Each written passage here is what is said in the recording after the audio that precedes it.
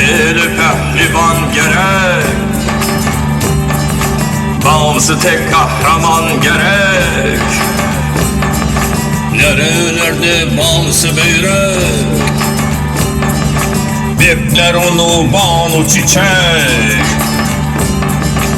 16 yıl gözü yaşlı bekledi banu çiçek. Hey, geldi aldı sevgilisin, merttir o bağımsı beyrek. Hey, 16 yıl gözü yaşlı bekledi banu çiçek. Hey, geldi aldı sevgilisin, merttir o bağımsı beyrek. Hey,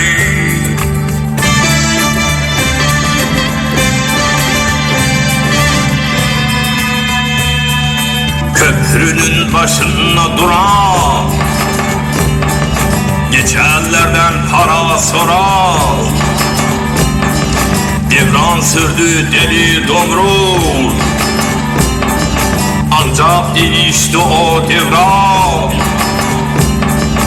İnsanlara güç gösteren son boyun eğdi kadere. Hey, keserse yolun Azrail, bir yerin olmaz gidere. Hey, İnsanlara güç gösteren son boyun eğdi kadere. Hey, keserse yolun Azrail, bir yerin olmaz gidere. Hey,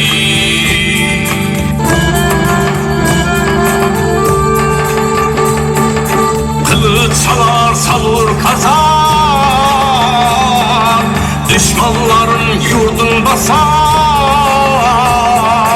Yedi başlı ejderhanın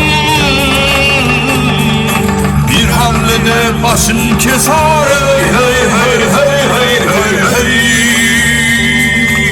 Ejderhanın derisinden bir hayvan kuruldu yattı. Hey, kazan gibi koşar git, bu dünyaya geldi gitti. Hey, ejderhanın derisinden bir hayvan kuruldu yattı. Hey, kazan gibi koşar git, bu dünyaya geldi gitti. Hey,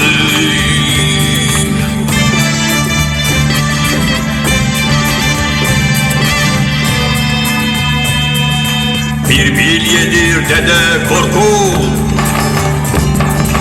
eller gezer sözler düzer, Türk soyuna kalsın diye olaylardan destan yazar. Hala bizim üzerimizde dede Korkut'un gözleri. Hey, kulağımıza bir küpedir Korkut Atan'ın sözleri. Hey, hala bizim üzerimizde dede Korkut'un gözleri. Hey,